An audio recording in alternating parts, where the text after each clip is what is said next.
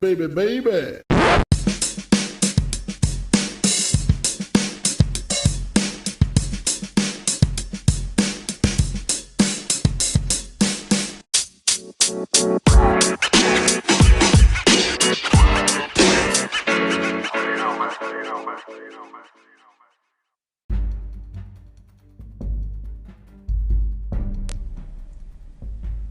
Hello, ladies and gentlemen, and I guess those who don't identify as either. This is your boy NotoriousSA, aka Steve Anderson, aka No Mercy for Insurrection, back with another episode. So yesterday, I'm recording this on July 28th, so whenever it posts, but yesterday, the day before, this was July 27th. This was the opening day of the January 6th Select Committee in the House of Representatives, their opening day of testimony featuring 4 police officers who were involved in the brutal hand-to-hand combat of the insurrection. DC Metropolitan Police Officers Daniel Hodges and Michael Fanone, and Capitol Police Officer Harry Dunn and Sergeant Aguino Ganell, I hope I'm pronouncing that right, Aguino Ganell, testified, which included body camera footage and other accounts of what they went through on January 6th. And it was nothing less than physical combat attacks by rabid Trump supporters who believed that the election was stolen and that these police officers were engaging in treason. These people were attacked. They had their eyes attempted to be gouged out, mask ripped off, heart attacks, shocks, bear spray, pepper spray, physical assaults with fists and pens and flags, all while being told that the people attacking them were the true pro-law enforcement crowd. It was hard to watch. There were tears. There were tears from some of the officers, tears from Adam Kinzinger, tears from people who, have a general collective soul and heart and know what happened to these brave men didn't need to happen. And it's very clear why what happened, and the whole point of this opening day was to get the first sense of the true brutal violence that occurred at the January 6th insurrection. If you've gotten this far in, you're probably still wondering about my title, which I'm glad Ashli Babbitt is dead. How's that for clickbait, Daily Wire? How's that for things people want to read and listen to? Fun side note, my tweet about Ben Shapiro was featured in the Bulwark newsletter last week about Ben Shapiro after the NPR story came out. You know, how Ben used to tell the truth about Donald Trump and then realized his audience wanted to go a different direction, so of course he pivoted. And hey, it's a smart strategy. The man wants to make money. But we're not here to talk about that.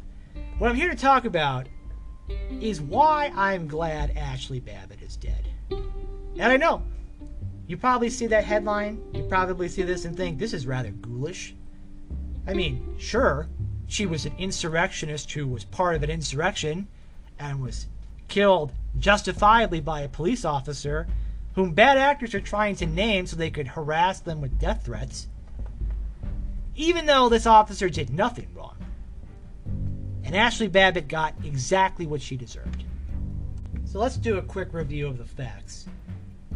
On January 6th, after months of lies and bad legal challenges from then-President Donald Trump and his campaign to overturn the results of what was the most secure election in American history, he had rallies promoting the quote-unquote Stop the Steal, implying that the election had been stolen from him using, whatever nonsense you want to bring up from the past. And that all culminated at the January 6th insurrection. Now, January 6th is important because that's the day that they certified the Electoral College votes, and President Trump wrongly believed that he could stop it through Mike Pence or through some other situation. And a reminder that at the speech he gave outside of the White House on January 6th, which of course it was cloudy and dark that day, so when you see him, he looks like a villain, because in this story, he is one of the villains. He said that there was fraud, and because there was fraud, the rules no longer apply.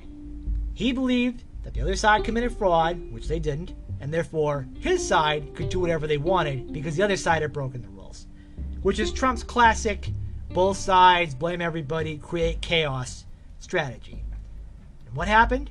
You can see it in the New York Times video. You can see it from other public videos. And you're right, this was before Trump had finished speaking, which just goes to show that with recent court documents, you can tell that other people planned to take the Capitol well in advance of Trump and were planning on Trump invoking the Insurrection Act. Because again, they believed the lies that Donald Trump had promoted about the election. Ashli Babbitt is among these people. Ashli Babbitt, who is a 14-year Air Force veteran with a not distinguished career, and apparently from my reading had some issue with authority, but also was a, I guess, spunky person who kind of just did whatever she wanted, bought into QAnon and bought into the election lies and marched on the Capitol that day with the other insurrectionists. Now, let's take a pause here, because you might still be mad about what I said, that I'm glad Ashli Babbitt is dead. And I don't want to sound ghoulish. I don't want to sound like I enjoy anybody dying. But I'm not glad that because I knew Ashli Babbitt personally and I didn't like her, she died. I'm glad because she was engaged in an act of terrorism. She was engaged in breaking and entering. She was engaged in threatening the lives of lawmakers and staff. So when the very well-published video of her trying to cross through a broken window resulted in her being warned and then shot, was I surprised? No. Because again, in any other circumstance, if it was someone breaking into your house, or breaking into a building, or breaking into any other place like that, where people were there, and guns are pointed at you, and they're saying, don't come through the barricade. If you try to break through the barricade, you're gonna have a bad time. And in her case, that involved getting shot in the neck. Honestly, if it wasn't for the great restraint of all of these police officers that day, there probably would have been way more dead. Way more. The fact that Ashli Babbitt was the only one that had to be killed justifiably shows what amazing character and strength the police had when they frankly were outnumbered and outmatched in dealing with whatever issues were happening at the top of their command chain, along with the, and let's be clear, let's stress this out, for all the talk about Nancy Pelosi and the Capitol Police and all this stuff about why weren't the security measures in place, why was there a rally on January 6th in the first place? Because Donald Trump was lying about the election and lying about how he could somehow overturn it. And he very much, from what we know, was thrilled when his supporters stormed the Capitol. And based on the conversations he's had with other members who probably will be called before same said select committee, we'll hopefully have to answer questions about his mindset. Because while Mike Pence was fighting for his life in the basement and trying to maintain order, Donald Trump was sitting in his chair, most likely, not helping, not caring, just watching the violence like everybody else. And all these people, Dan Proft, Charlie Kirk, AM 560, Newsmax, OAN, Julie Kelly, all of these people who want to talk about Ashli Babbitt like she's some sort of martyr and hero and innocent victim, get fucked. My response to you is get fucked, and I'm glad she's dead. Does that sound harsh? From the same people who basically say that January 6th is either an inside job or Antifa or not an insurrection at all, which they can't really make up their minds because it has to be a combination of all three.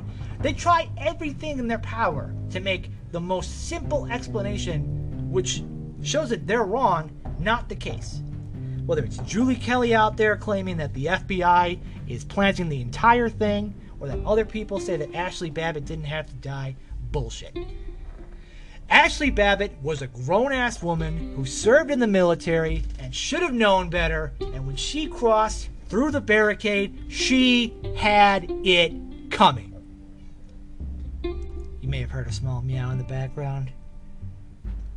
My cat thinks I'm mad at her, but I'm not. I'm not really mad at anybody, I guess. I guess somewhere between disappointed and not shocked at the ghoulishness of other people. But Steve, aren't you being a ghoul right now? No, I'm not. I'm not, because the facts are on my side. The facts are Ashli Babbitt shouldn't have been where she was, and her shooting was justified. The facts are that Donald Trump launched an insurrection against his government, and a majority of the Senate and a majority of the American public all agree to that fact.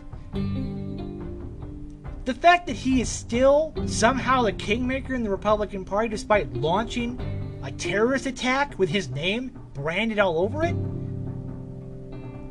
it just goes to show that for many people, all they care about really is either negative partisanship or owning the libs or trying to be contrarian, because if they were actually pro-police and pro-law enforcement, this would have been the time to say, hey, you were wrong when you said that all of the riots in 2020 were not riots, and we were right to say that the police here acted responsibly. You could take the high ground. Moosh. Sorry for the awkward cutaway. My cats needed food, and I realized that I was ignoring that. So they're fed now, and we can get back with the program. To be clear, we all saw what happened with Ashli Babbitt. And if you want the whole timeline of her life leading up to that moment, you can. And you know what? You can make the argument that people aren't their worst moment. People can go beyond their worst moment. They can always redeem themselves. But Ashli Babbitt can't redeem herself because she's dead. She's dead because she tried to break into a place she wasn't allowed to go into. And you know, here's the thing. What really grinds my gears, I guess you could say, is the same people, the same largely ignorant, and I'm sure quite a few of them white supremacist people, who say that George Floyd had it coming, people should get shot when they're crossing the border, they should have their kids separated from them when they cross the border, that anybody related to Antifa or the riots last year in 2020 should have had it coming. All of them give up all credibility and even logic when they say that this person, who clearly was also committing an illegal act, is the victim. You know, it's not hard to just be like, hey, no matter what the political affiliation of the person is, if they're in the process of committing a crime and it's documented, and it's not like it's a question of what happened. It's not a question of, was Ashli Babbitt allowed to be where she was?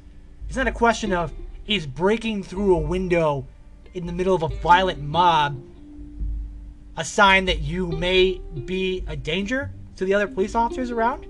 I just don't see why that's so hard. They say she was unarmed. How would anybody know that? How would you know that? Especially when they're punching windows and smashing shit and using literally anything around them as weapons. Flags, bear mace, fire extinguishers.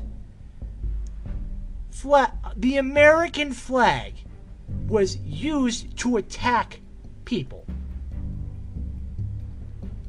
There's so much of it. There's so much video.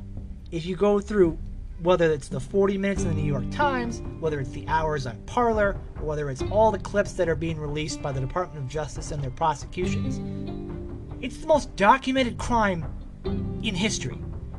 From angles from the people who committed it, from people who bragged about it, from people who believed it wasn't a crime, and people who think that they're literal sovereign people and the U.S. government is illegitimate. Like, these are not people worth defending.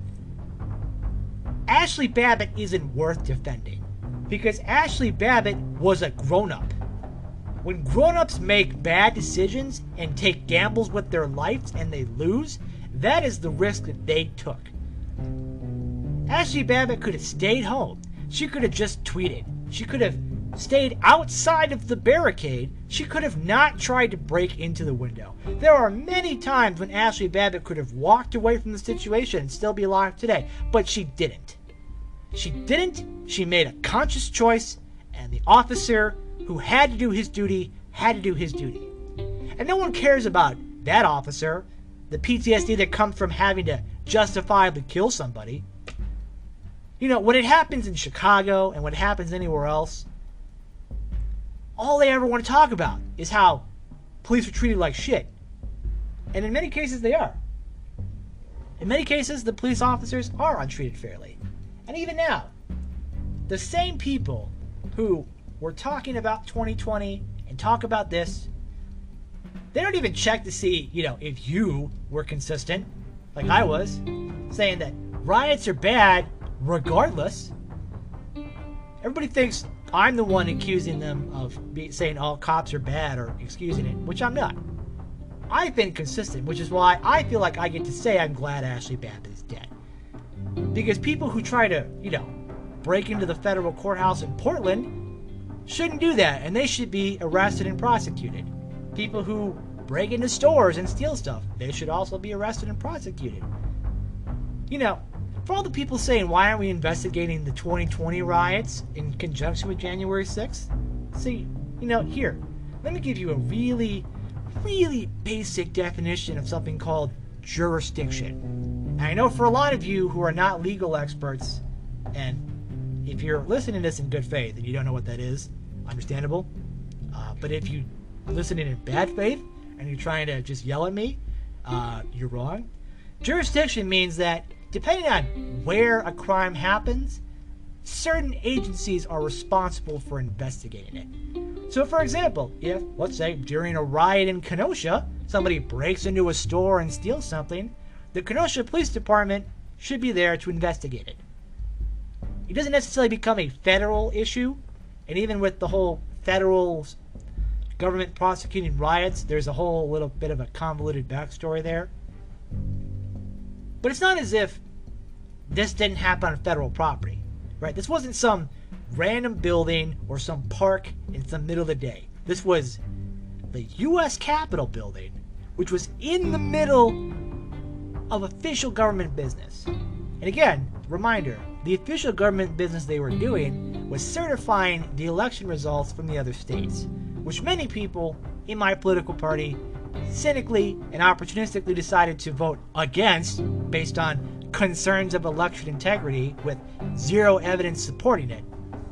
And sure, many of them backed off after they were almost killed by a mob. Many of them didn't, because I'm sure many of them felt like they weren't going to be hurt.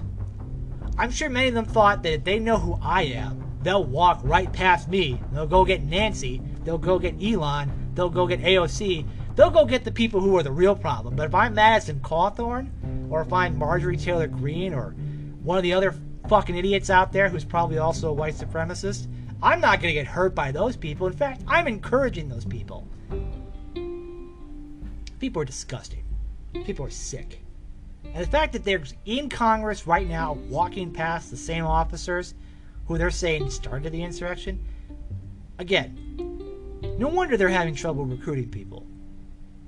It's because there's all these people out here who, up until 5 minutes ago, thought the police were being unfairly attacked, and when the utmost well-documented situation of the police acting under pressure, bravely, securely, and under the greatest of threats with the greatest restraint imaginable, these people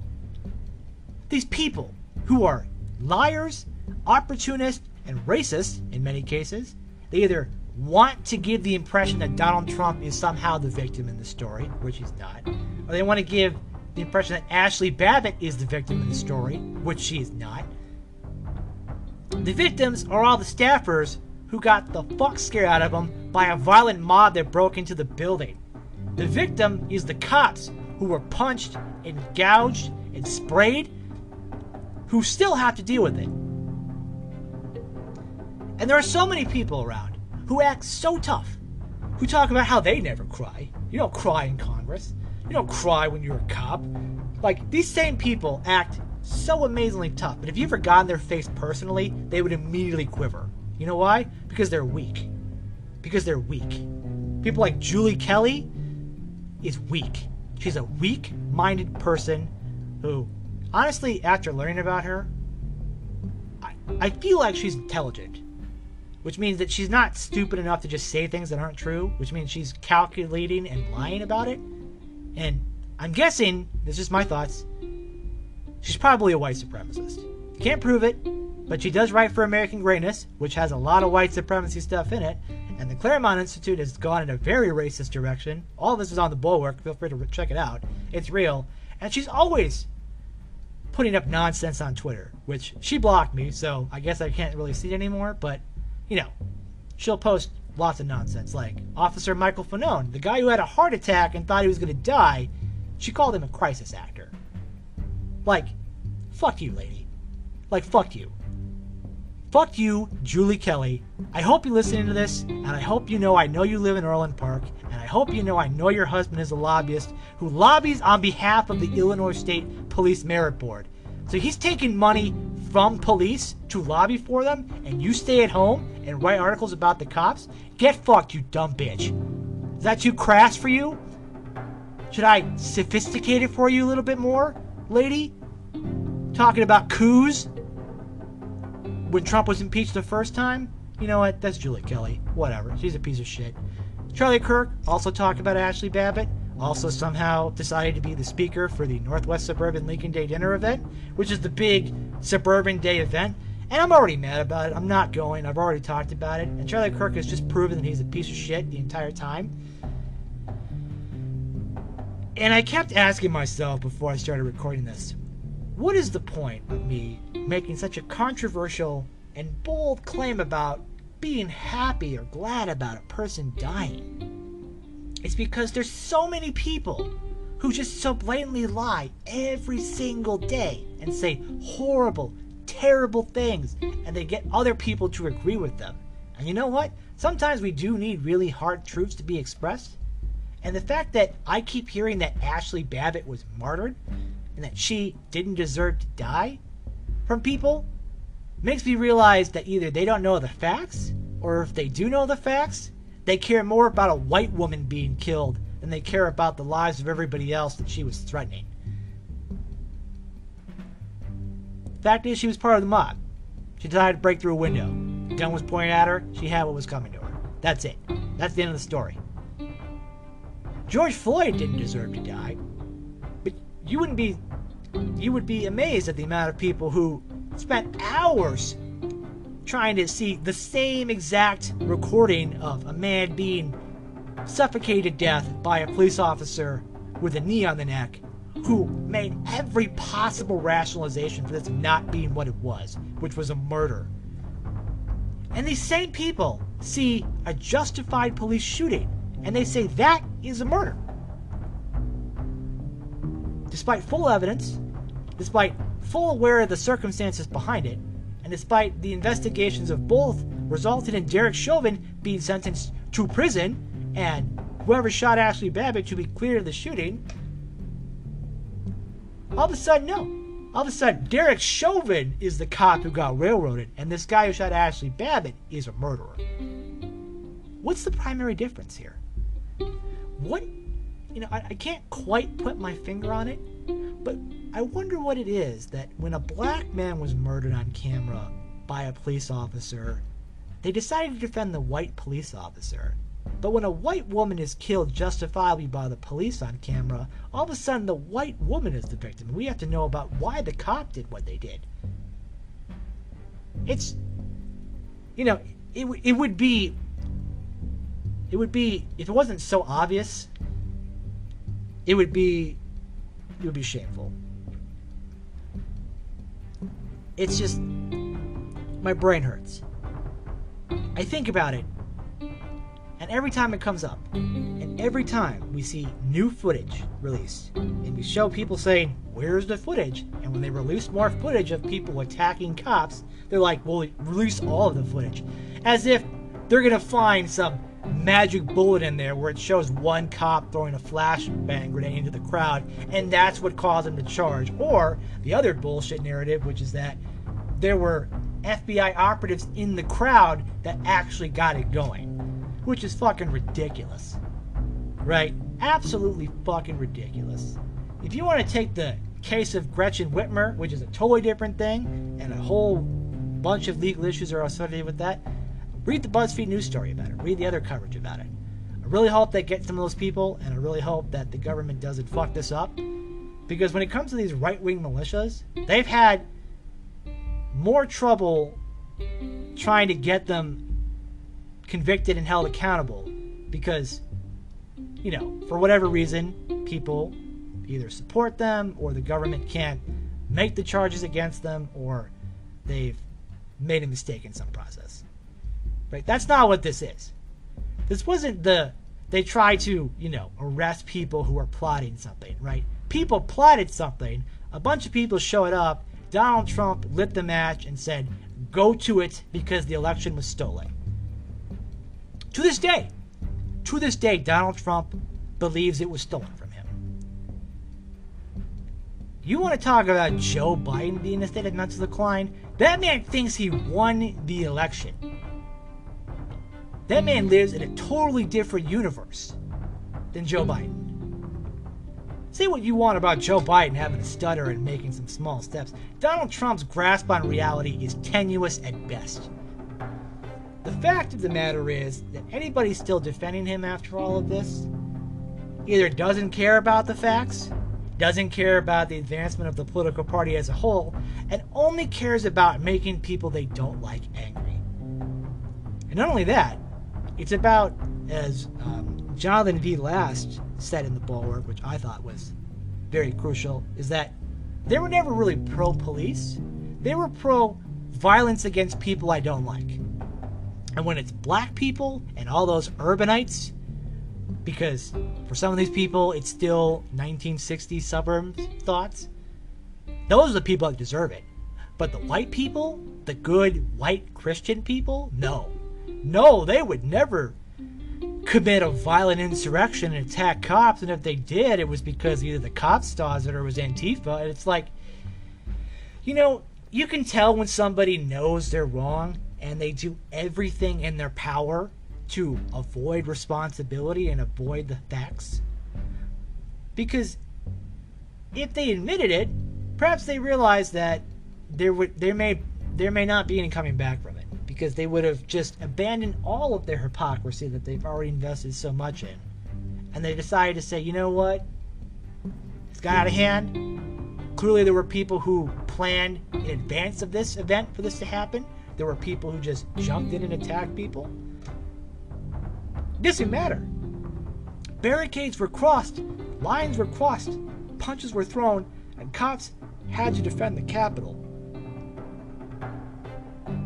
They had to fight for their lives from a bunch of rabid people who were caught up in all of the lies that they believed. And of course, you can see from the crowd, there's plenty of white supremacists. There's people who say they're white supremacists. There's people who's wearing shirts that say they're white supremacists. They're part of organizations that are related to white supremacy. It's all there. It's all there. And an honest assessment of the facts would tell us that this is a real problem, that this January 6th commission in the House, with its Democrats and 2 brave Republicans, is really the only chance we're going to get at this point, because Kevin McCarthy, the GOP, they know exactly what this is. They know next year you are going to see 24/7 ads of police officers being attacked at the Capitol and saying, Candidate X thinks this didn't happen. Candidate X thought this was okay. Candidate X thinks Trump didn't cause this. And you're going to have to tell them that, hey, either A, that all that stuff is true and good luck with that, or B, try to defend cops getting assaulted on camera repeatedly. And I'm sure they're going to try everything else in their power to talk about something else. They're going to talk about masks. They're going to talk about vaccines. They're going to talk about passports. They're going to talk about Ashli Babbitt. I have a feeling Ashli Babbitt is going to be a much bigger topic going forward because people are going to try to make her into a martyr, which, by the way, don't. Ashli Babbitt deserves no sympathy. She deserved the law, and that's exactly what she got. She got the long arm of the law.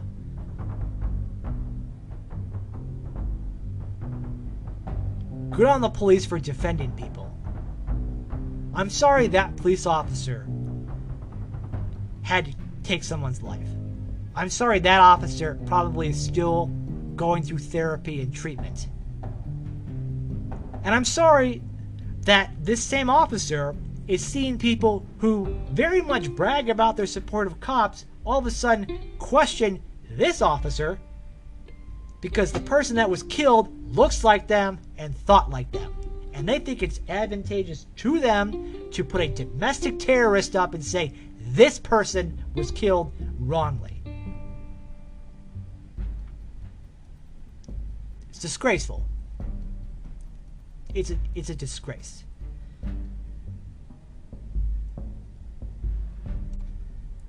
I've read this before. I believe this passage is originally in my podcast about defunding the police versus defunding Planned Parenthood. This is from a letter to the editor my father wrote. This is years ago now. But talking about why the police deserve the pensions they have, my father wrote, in my 22 overall years, it ended up being more like 26, but yeah, I have missed countless holidays with my children and my family, not to mention other obligations. The wear and tear on my body that was endured by rotating shifts and rotating days off throughout the year statistically say that my lifespan will be shortened by several years compared to the average 9-to-5 worker. I have been punched and sent to the hospital, kicked, spit at, hit twice in my squad car while on traffic stops, and nearly hit on other occasions. I have dealt with death, abuse, neglect, and constant criticism of the courts as well as the public. My fellow officers and I do not do this to become rich during our careers or rich during our retirement years, as you suggest. We do our jobs to protect you, your family, and your property.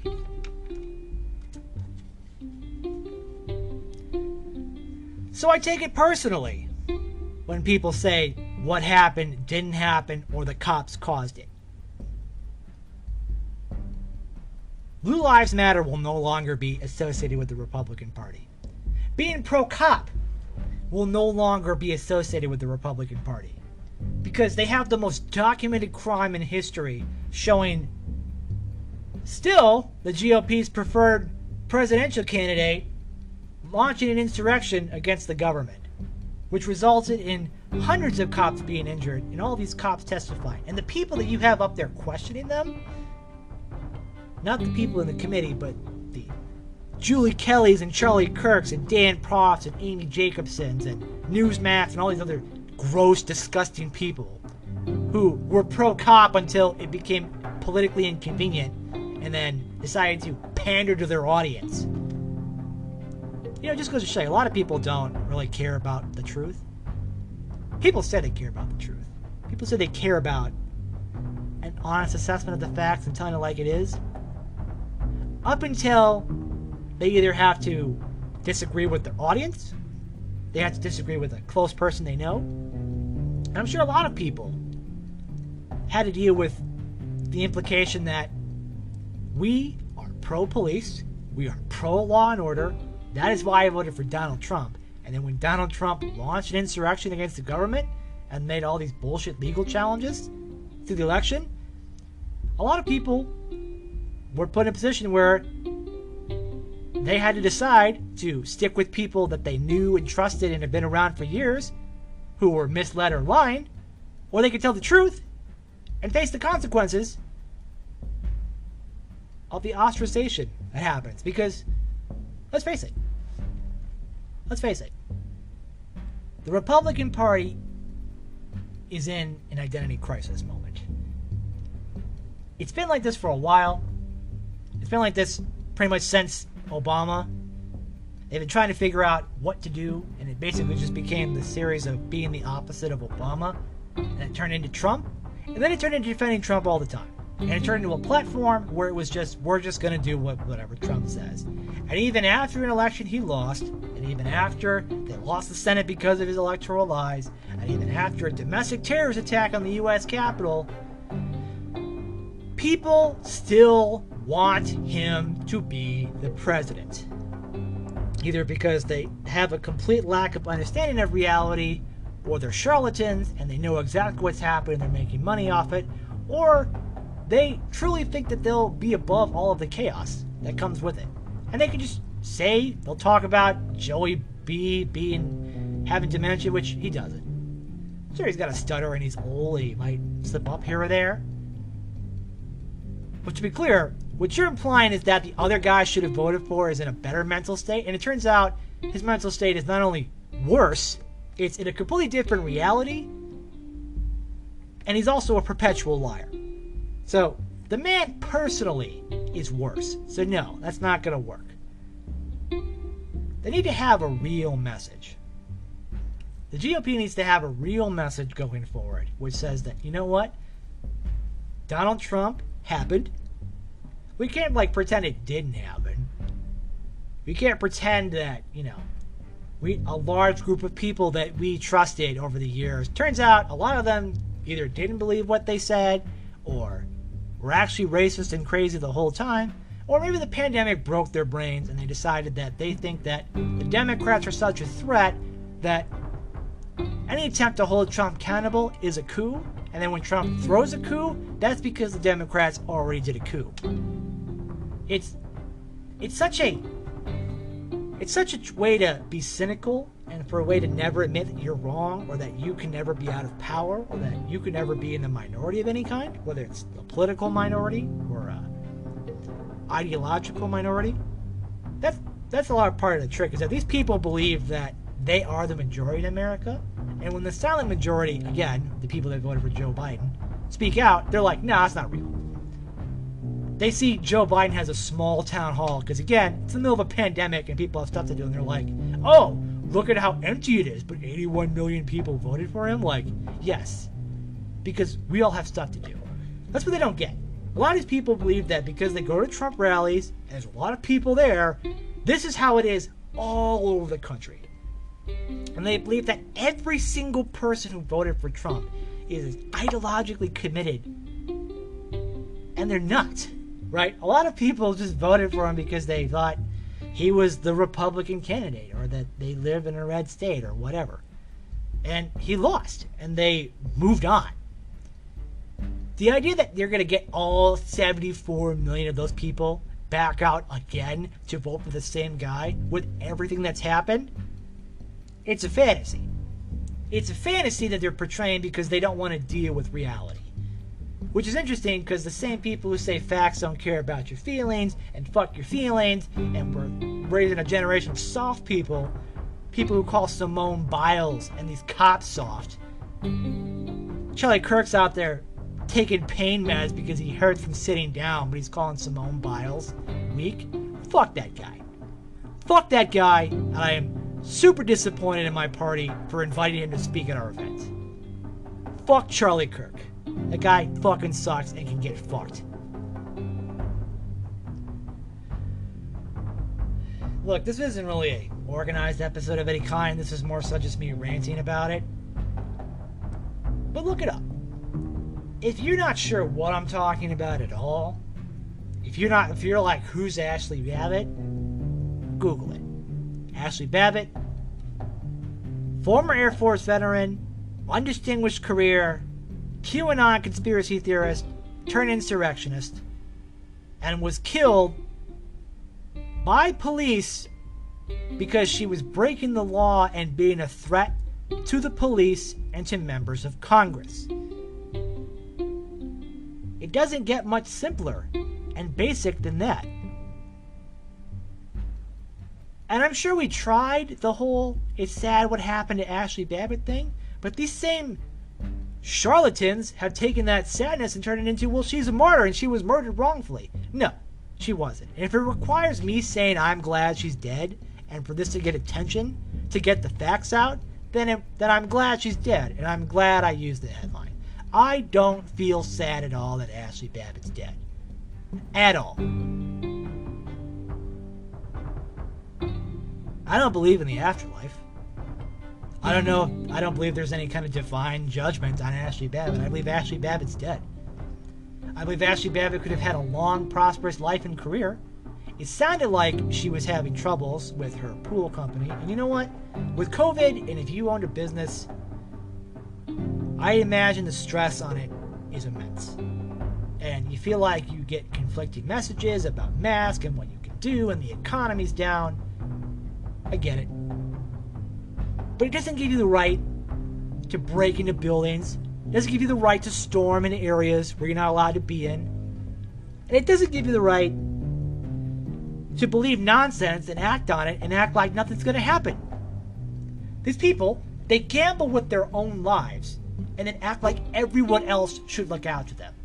I'm not going to get a vaccine, and if I get sick, someone else will pay for it. My insurance or the taxpayers.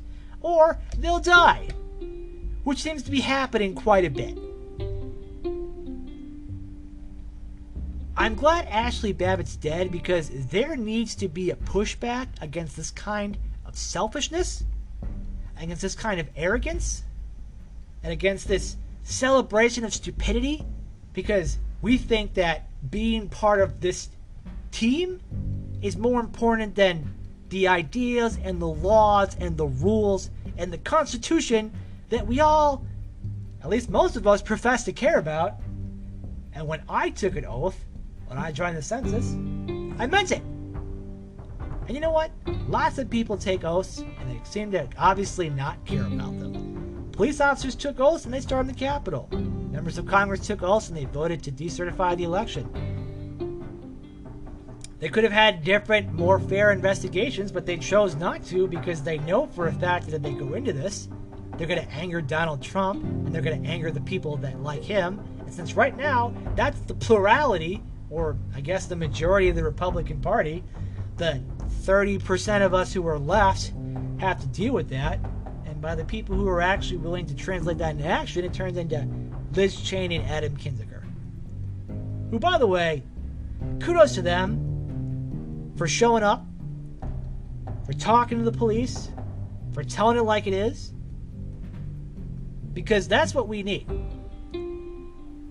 That's what we need. It may be a while before the Kirks and the Trumps and the Profs and the Jacobsons and everybody else who's currently in the plurality controlling the GOP to either lose or fade away, or other people like Cheney and Kinzinger and everybody else to take it back and have a real chance at changing things. And it will be hard and it will be difficult. But I don't plan on joining the Democratic Party anytime soon. Since I'm in Illinois, it's for damn sure I'm not going to join the Democratic Party. By the way, there is an episode coming up about the Illinois Democrats and the census, which really got under my gears, but that's a different topic and I'll get to it later. But this is more so just a general venting. I posted Adam Kinzinger's full statement. You should watch it. You should also watch Liz Cheney. You should watch the officers testify. You should watch the New York Times video, which shows the insurrection coverage.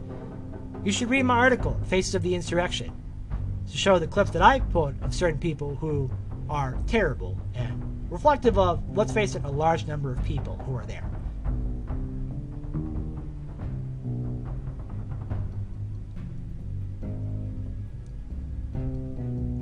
Why would somebody, I guess it's not worth asking anymore, but why would someone defend the insurrection? Very simple. You don't defend it. It didn't happen, or it was overblown, or it was caused by security failures, or it was caused because it was an inside job. And they say people aren't charged with insurrection, right? People are charged with the crimes that they're charged with, and there's always time for more charges. But the fact of the matter is that because these people broke through and stopped the government from its business by force, that is an insurrection. What specific charges will deal with specific individuals will all relate to their actions, what a lot of them publicly admitted they did, whether they posted on it on Parler or Facebook or Instagram or Rumble or YouTube or whatever else they did. Between that and their location services being on and not wearing masks and publicly identifying themselves, in what other scenario would we let criminals brazenly be criminals and act like it wasn't a crime? These same people who were like, why don't you go after Antifa and why don't you go after the people who broke into those buildings and rioters? It's a good question. Why don't they? Could it be because the jurisdiction is different and the police departments were stretched out then? Could it be because Antifa maybe tried to not be caught by the police while the insurrectionists bragged about what they were doing? Could it be maybe, just maybe, that the vast majority of Americans just want to have competent government that doesn't get in the way, but also helps them if needed, and we can provide a general sense of security and structure? Trump didn't provide that. That's what got Trump elected in the first place, but it was also his downfall because he clearly wasn't up to the task, and when the pandemic happened, it was over. And then he obviously just continued his pattern of lying about the election being stolen, and instead of it being just funny or a joke or whatever, it turned deadly serious when he launched a mob on the Capitol. You know, when you listen to like radio call-in shows and people talk about this, even though they say out loud now that there wasn't Antifa or infiltrators in, then people still say it. They'll call and say, yeah, it was Antifa, or they should have caught everybody else, or why aren't they concerned about Ashli Babbitt? You know, these people care more about, you know, the local Arby's being closed due to, protests than they care about the attempted, and let's be clear, when they say overthrow the government, and they sound like a stretch, but if Trump was trying to stop legitimate results from being certified, and then the mob used force to stop that from being certified, that would in fact be overthrowing the government. Because as much as the process is symbolic, because when they get the certified votes, the states have already done all the work of certifying them, so there shouldn't be any issues. So when they all publicly decided to break with it to make him feel better, they just amplified the same message that they're trying to relieve. You cannot appease Trump, because he'll just demand more of you and throw you away when he's done with you. That's the trick. To my listeners who are still here after my long, what goes to beyond 48-minute rant so far about why I'm glad Ashli Babbitt is dead, thanks for tuning in. I appreciate it. I'm just trying to get through life like everybody else is.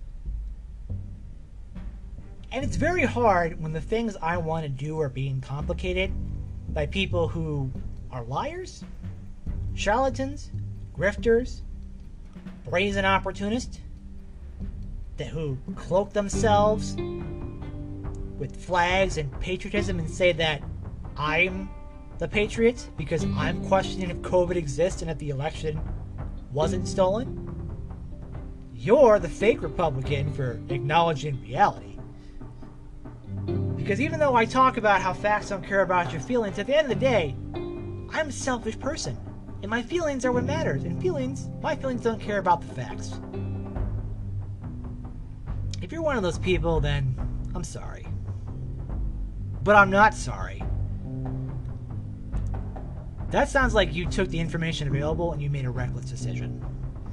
You know the vaccine's safe and you choose not to get it anyway? You're risking COVID. For you and everybody else. It's a selfish decision. You think the election was stolen with no evidence, but you talk about it anyway? It's reckless. Because you're spreading lies. Spreading lies and trying to undermine confidence. And there's a lot of people who will more than happily go along with it because they feel like that's where the crowd is, and they feel like they'll just wait out the crowd. Like, I've been around since 2010. I'll wait this out. Going on 6 years now of Donald Trump. And the people who tried to wait it out have either left or become one of them. There's very few real independent people left in the party trying to fight against this nonsense. And for many of us, it's deeply held principles. It's deep held commitments to the rule of law and the facts that have led us to basically no longer associate with people who maybe we considered friends or nice people because they're saying crazy nonsense. Or they're cheering on racists and liars because they feel like everybody's bad, so these obviously bad people must be okay because the other side's just as bad. When in reality, that may not be the case. I don't know if there is a left-wing version of Charlie Kirk or Julie Kelly, and if there is, feel free to let me know. But from the world I live in, there's a lot of people who make a lot of money and get a lot of attention by lying because they know that's what people want to hear. Because you can be of the mindset where you can take the truth and do with it as you will, or you can tell people what they want to hear. As I famously mentioned in the Simpsons quote, there's the truth, shake your head, and the truth, nod your head and smile. Yeah, there's those quote-unquote hard truths that people will tell you that aren't true, like everything's rigged, Democrats control the media, election was stolen. And then there's actual hard facts that have to be lived with. Actual hard facts, like Donald Trump lost the election, and there is no fraud in any way that would question that. And he lied about that, which resulted in people storming the Capitol, which resulted in people being injured and people dying. This is an undeniable reality that we live in. And to watch the mental gymnastics and cruelty of people who think that they're being patriotic or edgy or contrarian by saying that these clearly objective things didn't happen or they didn't happen the way they did. It goes to show that if you really try hard enough, I guess you can try to build your own reality. And for all the people on the left out there who believe in postmodernism, who thinks that all reality is subjective, well, congratulations. You probably helped launch this, so kudos. Not really. Objectivity matters. If I'm out there and I'm saying gravity isn't real, and I tell everyone else around me gravity isn't real, and if I say if you believe hard enough and jump off that building, you can fly, right? Those people may believe that, and they may jump, and they may hurt themselves, and you could think that those people are idiots because they lack an understanding of scientific basis of gravity. But other people are trying to convince them that they can fly and that gravity isn't real. I guess the First Amendment allows them to do that. And I guess in the culture of we should let people be individuals in their actions, I guess you have to let that happen. But I don't have to let these people off the hook. These liars and grifters and shameful people who lie, and they cover for Trump, and they cover for insurrectionists and domestic terrorists. They try to make Ashli Babbitt a hero, and she's not. Ashli Babbitt's not a martyr and not a hero. Ashli Babbitt was a person who made a bad gamble, who believed bad facts, who broke into a place she was not supposed to be in, and was subject to deadly force. Simple as that. And I'm not glad because I wanted a person to die. I'm glad because the police, when it came time to make a gut-wrenching decision to protect people's lives, they had the courage to do it. Because God knows if Ashli Babbitt gets through the window, what if she grabs a gun from the cop? What if she makes a run for the people, elected officials that are in there? What if other people follow her through the window who have far worse intentions or weapons, right? That stops because that heroic officer made a decision that he'll still have to live with. But he can live with it, I guess, or she, because we don't really know who. But whoever that officer is did the right thing. That officer is a hero.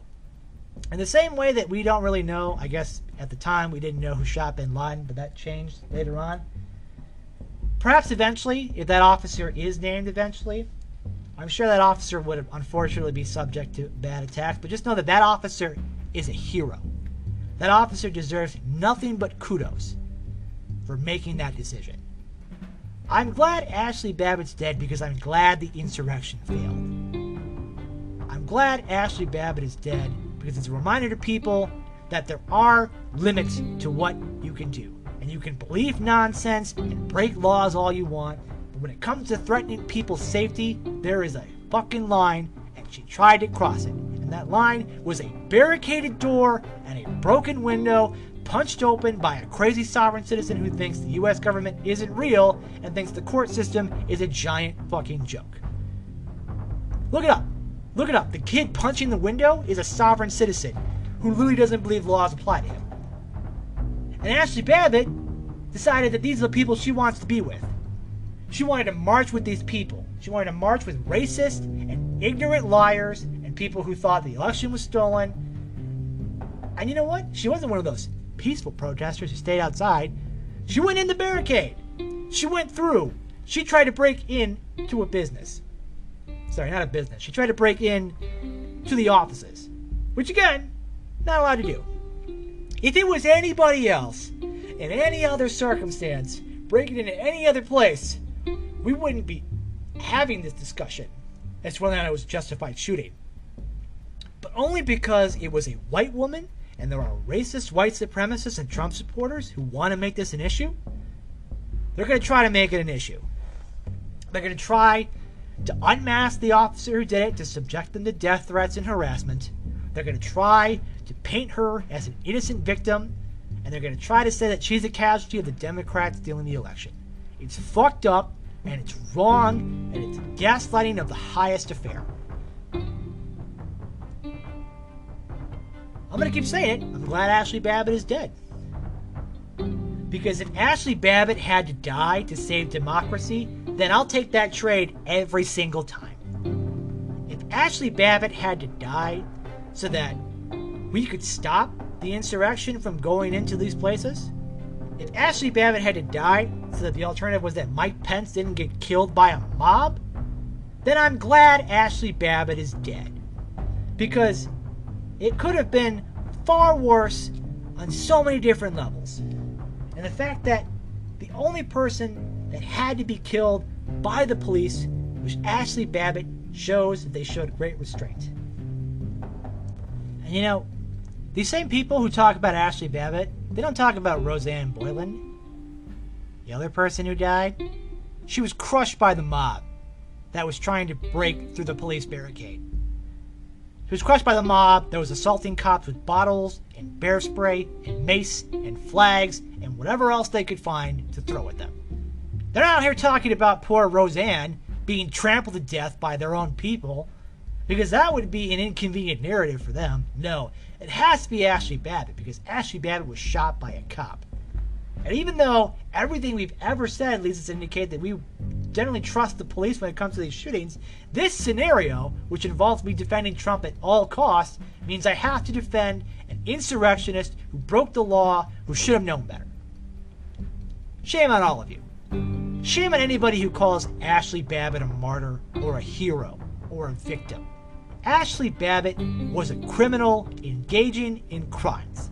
She engaged in insurrection. She tried to break through a window, and an officer made the heroic decision to defend the people in the Capitol. I'm glad Ashli Babbitt's dead, because if Ashli Babbitt lived and the insurrection succeeded, it would be far worse for everybody else. If Ashli Babbitt had to die to stop those people from really breaking through and hurting people, then that man's decision saved who knows how many countless lives. And there are people who understand this, and when it comes to any other police circumstance would definitely be for it, but because it involves Donald Trump and the insurrection and the attempt to paint the election, they'll invent every narrative they can to change it. But the fact of the matter is, Ashli Babbitt gambled with her life on bad information and lost and died. And I'm glad she's dead, because if that means that democracy was saved, then by God, it's worth it every single time.